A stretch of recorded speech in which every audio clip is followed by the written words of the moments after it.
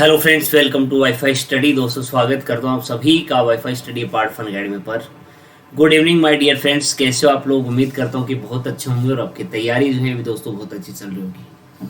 दोस्तों, हम चर्चा कर रहे थे हमारे प्राचीन भारत के इतिहास के बारे में और फाइनली आज हम चर्चा करने वाले हैं आपकी जानकारी के जो स्रोत आते हैं उस वाले पार्ट को आज हम कंप्लीट कर लेंगे। और कल से हमारा जो टॉपिक रहेगा वो रहेगा इंडस वैली सिविलाइजेशन या फिर सिंधु घाटी सभ्यता। जो आपका टॉपिक आता है वो हमारा कल से स्टार्ट हो जाएगा।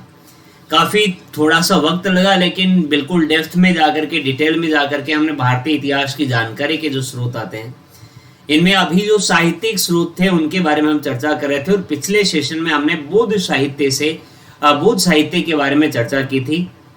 और ये उम्मीद करता हूँ कि जो कुछ अब तक हमने पढ़ा है मेरे प्यारे मित्रों, वो आपको बिल्कुल अच्छे तरीके से कॉन्सेप्ट आपका बिल्कुल क्लियर हुआ होगा। आगे बढ़ते हैं, बात करते हैं। आज हम चर्चा करने वाले हैं हमारे यहाँ पर जो जैन साहित्य आता है या फिर और जो साहित्य आता है उसके बारे में आज हम चर्चा यहाँ पर करेंगे। सो आप एक बार प्लीज इस सेशन को शेयर जरूर कर दीजिएगा। सभी बच्चे, जितने भी आपके दोस्त हैं, फ्रेंड हैं, मित्र हैं, जो आपके पुलिस, पटवारी या फिर किसी भी लेवल की तैयारी कर रहे हैं जिनमें आपकी इंडियन हिस्ट्री आपसे पूछा जाता है, तो आप इसको सभी ग्रुप में एक बार शेयर जरूर कर दीजिएगा। मेरे प्यारे दोस्तों, बात अगर की जाएगी आपके यहाँ पर, आज हम चर्चा करने वाले हैं आपके जैन साहित्य के बारे में। किसके बारे में चर्चा हम करेंगे? जैन साहित्य, क्योंकि पिछले सेशन में मैंने आपको बौद्ध साहित्य के बारे में बताया था। चलेगा, स्टार्ट करता हूं मैं मेरे प्यारे मित्रों आपके जैन साहित्य।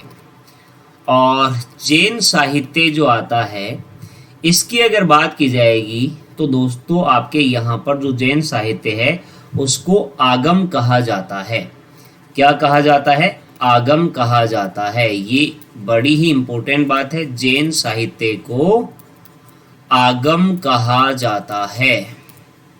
ध्यान में रखिएगा इस बात को।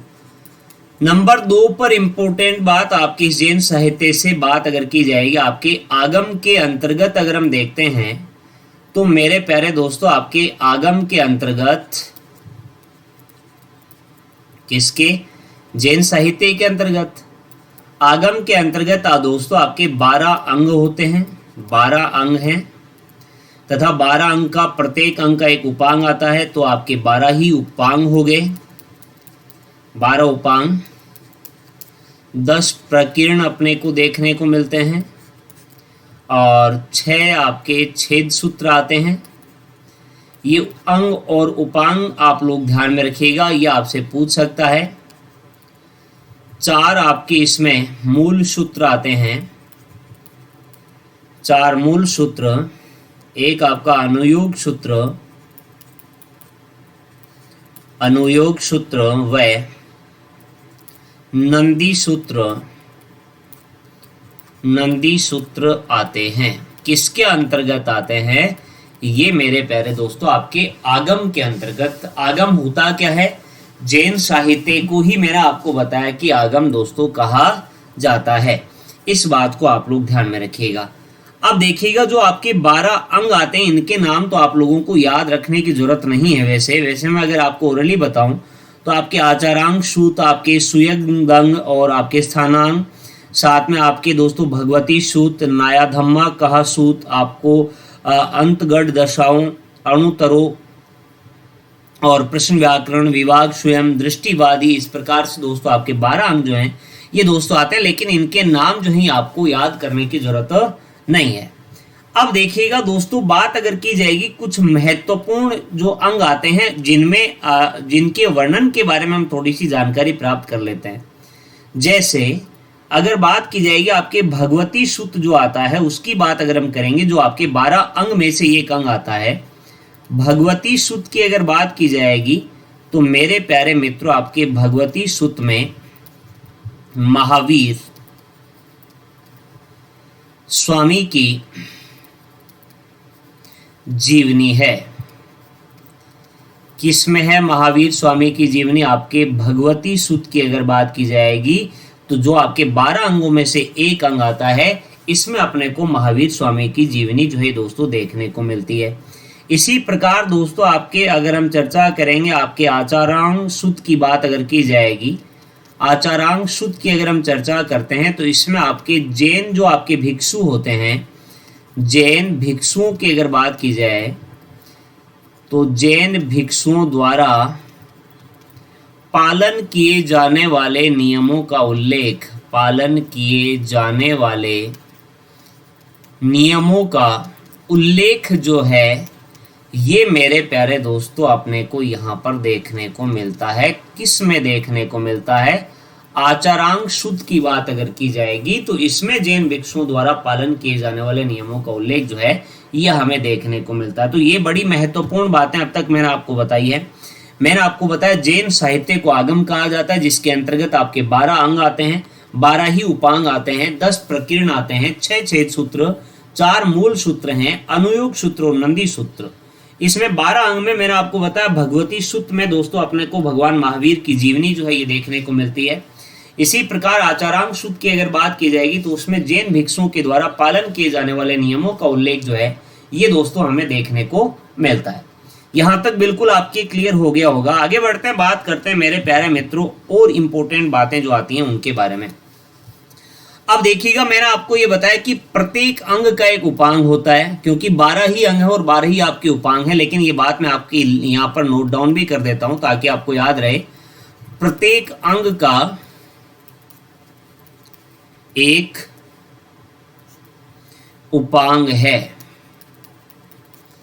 प्रत्येक अंग का एक उपांग है तथा उपांगों में अगर बात की जाएगी किसका उल्लेख अपने को मिलता है तो उपांगों में दोस्तों आपके ब्रह्मांड की अगर बात की जाएगी, ब्रह्मांड का वर्णन जो है ये देखने को मिलता है। तथा साथ में अगर बात की जाएगी आपके खगोल विद्या की अगर हम बात करेंगे, खगोल विद्या इसकी जानकारी अपने को यहाँ से प्राप्त होती है। तथा साथ में मेरे प्यारे मित्रों आपके मरणोत्तर जीवन की बात अगर की जाएगी, या फिर मैं यूँ कह दूं कि आपके प्राणियों का वर्गीकरण जो है ये भी दोस्तों अपने को यहाँ से देखने को मिलता है।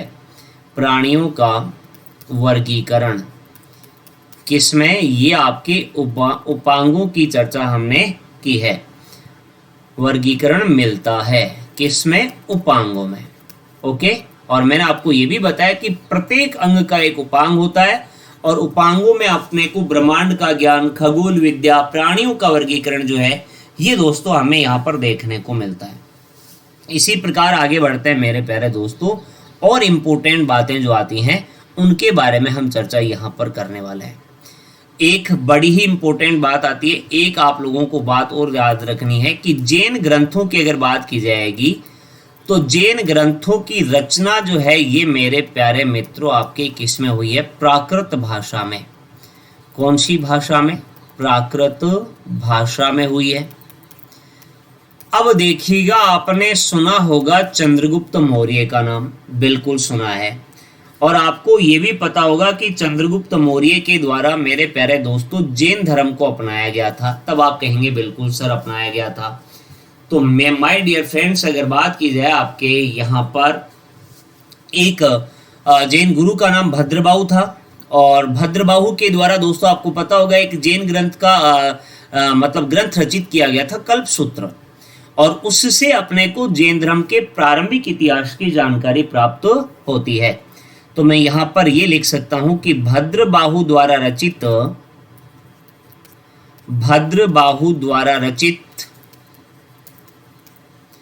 कल्पसूत्र से हमें जैन धर्म के प्रारंभिक इतिहास की जानकारी, जैन धर्म के प्रारंभिक इतिहास की जानकारी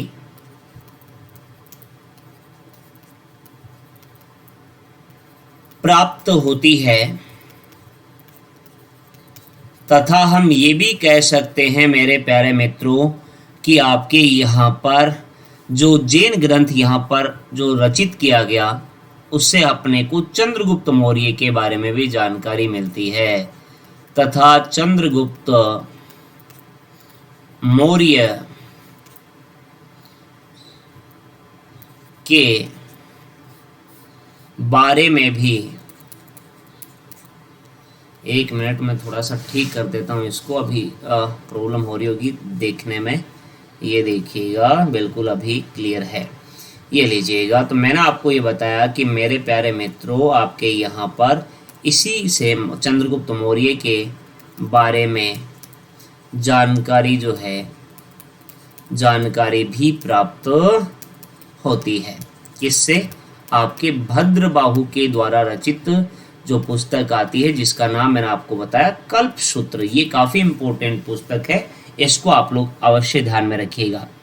इसी प्रकार दोस्तों आपके बात अगर की जाएगी यहाँ पर हेमचंद्र के परिशिष्ट पर्व की अगर बात करेंगे, उससे भी अपने को दोस्तों आपके यहाँ पर चंद्रगुप्त मौर्य के बारे में जानकारी जो है दोस्तों प्राप्त होती है। तो पुस्तक किसकी पुस्तक है? हेमचंद्र की बात हम यहाँ पर कर रहे हैं। हेमचंद्र द्वारा रचित, हेमचंद द्वारा रचित जैन ग्रंथ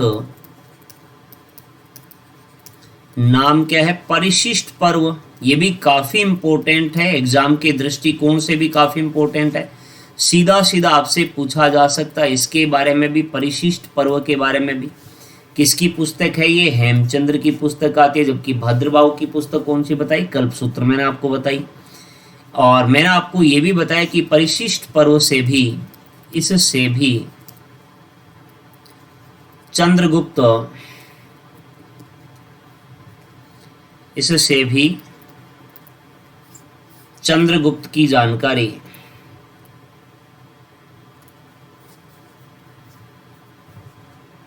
से भी चंद्रगुप्त की जानकारी मिलती है। किससे मिलती है? आपके हेमचंद्र के द्वारा रचित ग्रंथ जो आता है परिशिष्ट पर्व की बात अगर हम करेंगे, तो इससे भी हमें मेरे प्यारे दोस्तों आपके यहाँ पर जैन धर्म के बारे में और चंद्रगुप्त के बारे में जानकारी जो है ये प्राप्त होती है। इसी प्रकार दोस्तों आपके यहाँ पर अगर हम चर्चा करेंगे और जो आपके पुस्तक आती हैं उनके बारे में, तो मेरे प्यारे दोस्तों आपके जैसे हरिभद्र सूरी की अगर बात की जाए, हरिभद्र सूरी के द्वारा रचित जो पुस्तकें आती हैं उनकी बात अगर हम करेंगे, तो मेरे प्यारे दोस्तों एक आती है सम्रादि कथा,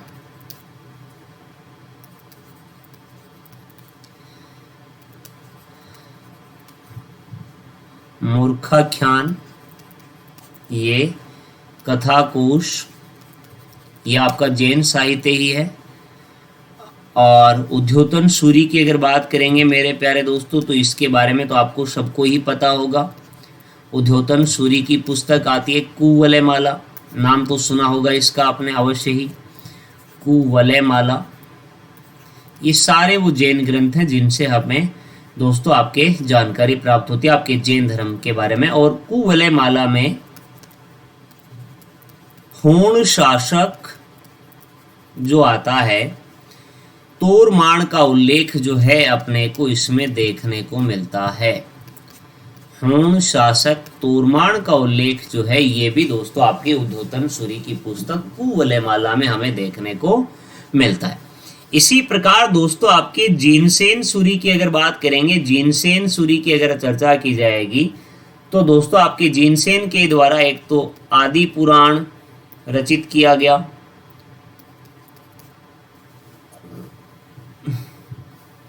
तथा आपके गुणभद्र की अगर बात करेंगे, तो मेरे प्यारे दोस्तों आपके गुणभद्र के द्वारा आपके उत्तर पुराण, और ये दोनों भी आपके यहाँ पर प्रमुख जैन ग्रंथ आते हैं। जिनसेन का आदि पुराण, आपके गुणभद्र का आपके उत्तर पुराण, उद्योतन सूरी की पुस्तक आपके कुवलयमाला, हरिभद्र सूरी की पुस्तक मैंने आपको बताई सम्रादित कथा, मूर्खाख्यान और कथाकोश। इनके नाम आप लोगों को अवश्य ध्यान में रखने हैं। तो ये था आपका जैन साहित्य से रिलेटेड जो इंपॉर्टेंट बात आती है उसके बारे में, जो आपके लेवल तक आपसे पूछा जा सकता है। जैसे मैंने आपको बताया कि जैन साहित्य को आगम कहा जाता है। इसके अंतर्गत आपके 12 अंग, 12 उपांग, 10 प्रकीर्ण, 6 छेद सूत्र, 4 मूल सूत्र, अनुयोग सूत्र और नंदी सूत्र आते हैं। मैंने आपको ये बताया कि प्रत्येक अंग का एक उपांग होता है। इन्हीं अंगों में से एक प्रमुख, जैसे भगवती सूत्र की बात अगर की जाएगी, जिसमें अपने को महावीर स्वामी की जीवनी के बारे में जानकारी जो है दोस्तों अपने को प्राप्त होती है। और इसमें दोस्तों एक बात और भी हम ये कह सकते हैं, इसी भगवती सूत्र में आपके 16 महाजनपदों का उल्लेख आता है। तो ये बात भी आप साथ में ही लिख सकते हो, 16 महाजनपदों का उल्लेख, महाजनपदों का उल्लेख जो है ये मेरे प्यारे दोस्तों हमें इसी भगवती सूत्र में देखने को मिलता है। आगे हमने बात की आपके आचारांग सूत्र में जैन भिक्षुओं के द्वारा पालन किए जाने वाले नियमों का उल्लेख जो है दोस्तों अपने को देखने को मिलता है। इसी प्रकार प्रत्येक अंग का एक उपांग होता है और उपांगों में आपके ब्रह्मांड का वर्णन, खगोल विद्या, प्राणियों का वर्गीकरण जो है दोस्तों हमें देखने को मिलता है। साथ में जैन ग्रंथों की रचना आपके प्राकृत भाषा में हुई। इसी प्रकार जो महत्वपूर्ण साहित्य आता है, भद्रभाव की पुस्तक कल्प सूत्र आती है, जिससे अपने को जैन धर्म के इतिहास के बारे में जानकारी और चंद्रगुप्त मौर्य के बारे में जानकारी। हेमचंद्र की पुस्तक आपके परिशिष्ट पर्व मैंने आपको बताई, और इससे भी अपने को चंद्रगुप्त मौर्य के बारे में जानकारी मिलती है। हरिभद्र सूरी की पुस्तक आपके सम्रादित कथा, मूर्खाख्यान, कथा कोश, उद्योतन सूरी की पुस्तक कुवलयमाला, जिसमें हूण शासक तोरमाण का उल्लेख जो है दोस्तों देखने को मिलता है। इसी प्रकार आपके जिनसेन के द्वारा रचित आदि पुराण और गुणभद्र का आपका उत्तर पुराण, ये भी प्रमुख आपके जैन ग्रंथ आते हैं, इनको भी आप लोग अवश्य ध्यान में रखिएगा। आगे बढ़ते हैं मेरे प्यारे दोस्तों, आपके प्राचीन भारत की कुछ महत्वपूर्ण पुस्तकें मैं और बताता हूं, जिनसे अपने को प्राचीन भारत के बारे में जानकारी जो है ये प्राप्त होती है। प्राचीन भारत की मुख्य पुस्तकें ये कौन कौन सी हैं, मुख्य पुस्तकें ये मैं आपको अभी बताने वाला हूं। तो मेरे प्यारे दोस्तों अगर बात की जाएगी, आपके यहाँ पर एक तरफ मैं आपका लेखक लिख रहा हूं, दूसरी तरफ आपका पुस्तक लिख रहा हूं। तो मेरे प्यारे दोस्तों आपने नाम सुना होगा सोमदेव का। सोमदेव की जो पुस्तक आती है कथा सरित सागर, आपने अवश्य सुनी होगी। कथा सरित सागर की अगर बात की जाएगी, कथा सरित सागर आएगा, ठीक है ना, कथा सरित सागर। ये पुस्तक आपकी किसकी है? सोमदेव की पुस्तक है। हम चर्चा यहाँ पर कर रहे हैं प्राचीन भारत के इतिहास के बारे में, जिनसे अपने को जानकारी प्राप्त होती है, उन पुस्तकों के बारे में हम पढ़ रहे हैं यहाँ पर। महान कवि माघ का नाम आपने अवश्य सुना होगा। जालोर, भीनमाल जालोर की अगर बात की जाएगी, यहाँ के थे ये माघ। और शिशुपाल वध अवश्य ही सुना होगा मेरे प्यारे दोस्तों आपने। हम चर्चा भी कर रहे हैं मेरे प्यारे मित्रों, यहाँ पर आपके जो प्राचीन भारत की जो मुख्य पुस्तकें आती हैं उनके बारे में हम अभी चर्चा कर रहे हैं। तो देखिएगा, माघ की जो पुस्तक आती है शिशुपाल वध, क्या नाम है? शिशुपाल वध। और एक और पुस्तक आती है, इसका नाम आता है आपके शुक्र नीतिसार। शुक्र नीतिसार ध्यान में रखिएगा। आगे बढ़ते हैं, भारवी की बात कर लेते हैं। भारवी की पुस्तक तो सभी आपको पता ही होगा। भारवी की पुस्तक आती है मेरे प्यारे दोस्तों आपके किरातार्जुनीयम की बात अगर हम करेंगे, किरातार्जुनीयम काफ़ी इम्पोर्टेंट पुस्तक है। इससे भी हमें प्राचीन भारत के बारे में जानकारी प्राप्त होती है। इसी प्रकार एक और लेखक आपके आते हैं जिनका नाम आता है दंडी, और इनकी बात अगर की जाएगी तो इनकी पुस्तक आती है, एक तो आपके काव्यादर्श की बात अगर की जाए, काव्यादर्श। इसी प्रकार दोस्तों एक और महत्वपूर्ण ग्रंथ आता है इनका दश कुमार। ये थोड़ा सा नेटवर्क का इश्यू हो रहा है, जिसकी वजह से ये अभी आपको कुछ सही ढंग से नहीं दिख रहा होगा। बिल्कुल अब बिल्कुल आपको क्लियर दिखेगा। दश कुमार चरितम,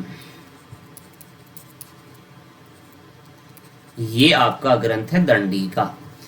इसी प्रकार दोस्तों आपके यहाँ पर अगर चर्चा की जाएगी, हरिसेन की बात अगर हम करें, हरिसेन का भी नाम आपने अवश्य ही सुना होगा।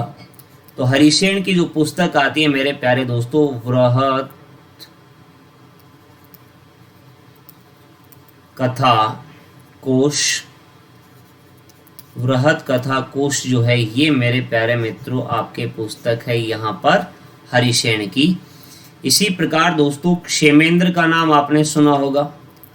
क्षेमेंद्र की जो पुस्तक आती है आपके वृहत कथा मंजरी, वृहत कथा मंजरी, ये भी काफ़ी इम्पोर्टेंट है। और दोस्तों बात अगर की जाएगी विशाख दत्त की पुस्तक की भी बात कर लेते हैं। विशाख दत्त, और विशाख दत्त की पुस्तक आती है आपके मुद्रा राक्षस। क्या नाम है? मुद्रा राक्षस, देवी चंद्रगुप्तम, देवी चंद्रगुप्तम। और आपके यहाँ पर सोमदेव की कथा सरित सागर, माँ की शिशुपाल वध, शुक्रनीतिसार, भारवी की किरातार्जुनियम, दंडी की मैंने आपको बताई काव्यादर्श, इसी प्रकार दस कुमार चरित्रम, आपके हरिसेन की बृहद कथा कुश, क्षेमेंद्र की बृहद कथा मंजरी, विशाख दत्त की पुस्तक मुद्रा राक्षस, देवी चंद्रगुप्तम। इनके अलावा अगर हम बात करते हैं दोस्तों तो आपके यहाँ पर अन्य जो और महत्वपूर्ण ग्रंथ आते हैं, जैसे सारंग देव की अगर बात की जाएगी, सारंग देव के द्वारा दोस्तों आपके संगीत के ऊपर एक ग्रंथ लिखा गया, संगीत रत्नाकर। क्या नाम है? संगीत रत्नाकर। अब आप कहेंगे सर हमने जब मेवाड़ का इतिहास पढ़ा था, राजस्थान की हिस्ट्री पढ़ी थी, तब भी हमने संगीत रत्नाकर के बारे में चर्चा की थी। बिल्कुल की थी भैया। इसी प्रकार दोस्तों आपके पतंजलि की अगर बात करते हैं तो पतंजलि के द्वारा रचित जो आपके पुस्तक आती है उसकी बात अगर की जाएगी, महाभाष्य। क्या नाम है? महाभाष्य जो है ये मेरे प्यारे मित्रों आपके पतंजलि के द्वारा रचित आती है।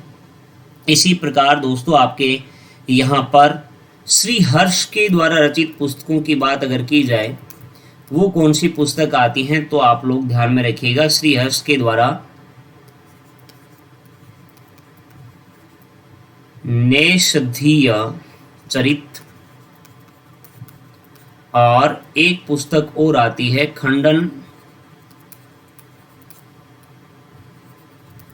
खंड खाद्य, खंडन खंड खाद्य, ये आपके श्री हर्ष के द्वारा रचित पुस्तकें आती हैं।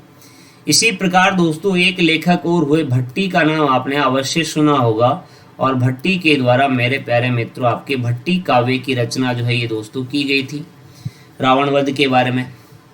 और जयदेव की पुस्तक की बात अगर करेंगे, जयदेव जिनसे अपने को प्राचीन भारत के इतिहास के बारे में जानकारी प्राप्त हो रही है, उन पुस्तकों के बारे में हम चर्चा यहाँ पर कर रहे हैं। रति मंजरी, ठीक है, कौन सी पुस्तक है? रति मंजरी पुस्तक आती है जयदेव की। आगे बढ़ते हैं, बात करते हैं आपके। इसी प्रकार जयदेव एक लेखक और हुए जिनकी गीत गोविंद भी आपने सुनी होगी। जयदेव की पुस्तक गीत गोविंद भी आती है। गीत गोविंद ये आपके दूसरे लेखक हैं, गीत गोविंद। बाण भट्ट की बात कर लेते हैं। आपके बाण भट्ट के द्वारा रचित मेरे प्यारे मित्रों आपके जो पुस्तक आती है हर्षचरित, हर्षचरित। और एक पुस्तक इन्होंने और लिखी थी कादम्बरी की बात अगर की जाएगी तो ये आपको मैंने महत्वपूर्ण जो लेखक आते हैं उनके बारे में आपको बताया है। एक कौटिल्य के अर्थशास्त्र की बात हम कैसे भूल सकते हैं। कौटिल्य की जो पुस्तक आती है आपके अर्थशास्त्र, काफी इंपॉर्टेंट पुस्तक है ये भी। तो ये दोस्तों हमने चर्चा आपके यहाँ पर की है जो आपके महत्वपूर्ण जो लेखक हुए उनके बारे में, जिनसे अपने को प्राचीन भारत के इतिहास के बारे में जानकारी जो है दोस्तों प्राप्त होती है। इसके अलावा जैसे जैसे हम चर्चा करेंगे आपके मौर्य काल की बात आएगी, गुप्त काल की बात आएगी, उस काल के दौरान जो जितने भी आपके ग्रंथ जो रचित किए गए, किनके द्वारा किए गए, उनके बारे में साथ साथ में मैं आपको बताता चलूंगा। आज के लिए दोस्तों इतना ही था। उम्मीद करूंगा कि आपको ये जानकारी जो मेरे द्वारा प्रोवाइड करवाई गई है बहुत अच्छी लगी होगी और आपको ये पढ़ करके मजा आया होगा। नेक्स्ट टॉपिक जो हमारा रहेगा इंडस वैली रहेगा। लेकिन एक और इम्पोर्टेंट बात आपके लिए, वो क्या, अगर आप मेरे को टेलीग्राम ग्रुप पे मेरा जो आपका बनाया हुआ है उस पर अगर आप जुड़ना चाहते हो तो ये मेरा टेलीग्राम ग्रुप का लिंक है, आईडी है, आप इस पे मेरे से जुड़ सकते हो। अगर कोई डाउट, समस्या, प्रॉब्लम आती है तो आप मेरे साथ यहाँ पर शेयर कर सकते हो। अवश्य जुड़िएगा। अनअकैडमी पे सीबीएसई को लेकर के कोर्सेज चल रहे हैं 9 से लेकर 12 तक। अगर आपके कोई घर परिवार में है तो आप यहाँ पर भी ज्वाइन कर सकते हैं। प्रवीण 11 मेरा रेफर कोड है, 10% डिस्काउंट मिल जाएगा। वाईफाई स्टडी लाइव टेस्ट हमारा एक नया चैनल है, जरूर सब्सक्राइब कीजिएगा। डिफेंस एग्जाम भी एक लाइव आपका चैनल है, इसको भी आप लोग दोस्तों सब्सक्राइब कर सकते हो। अनअकैडमी पर दोस्तों अगर किसी भी कैटेगरी में आप कोर्स ज्वाइन करना चाहते हो, जैसे पुलिस और पटवारी का कोर्स आरपीएससी कैटेगरी में है, रिट का कोर्स आपके टेट कैटेगरी में है, आपको कैटेगरी सिलेक्ट करनी है, अनअकैडमी का लर्निंग ऐप डाउनलोड करना है और वहां पर जाकर के आप सब्सक्रिप्शन ले सकते हो, जितने महीने का आप सब्सक्रिप्शन लेना चाहो। मेरी सलाह ये रहेगी कम से कम 6 महीने या 12 महीने का सब्सक्रिप्शन आपको लेना चाहिए ताकि आपकी तैयारी जो है बेहतरीन ढंग से हो। सबसे जरूरी बात, इंटर रेफरल कोड आपसे पूछेगा, वहां पर मेरा referral code Praveen 11 PRAVWN 11 capital letter में बिना किसी स्पेस के, इसको अप्लाई अवश्य कीजिएगा ताकि कोई भी कोर्स अगर आप ज्वाइन करें आपको 10% का डिस्काउंट उसमें अवश्य मिल जाएगा।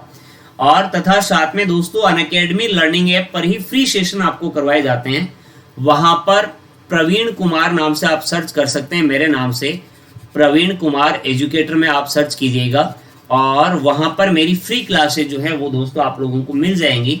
आप जाकर के मुझे फॉलो कीजिएगा ताकि आपको नोटिफिकेशन मिलता रहे। तो ये थी दोस्तों आज की महत्वपूर्ण क्लास। उम्मीद करता हूं कि दोस्तों सेशन अच्छा लगा होगा। लाइक जरूर कर दीजिएगा, इसको ज्यादा से ज्यादा शेयर कर दीजिएगा और चैनल पे नए हो, आपने अभी तक इसको सब्सक्राइब नहीं किया है तो वो भी कर लीजिएगा। बाकी की बात हम अगले सेशन में करेंगे, तब तक के लिए bye bye and take care. Thank you so much, have a nice day.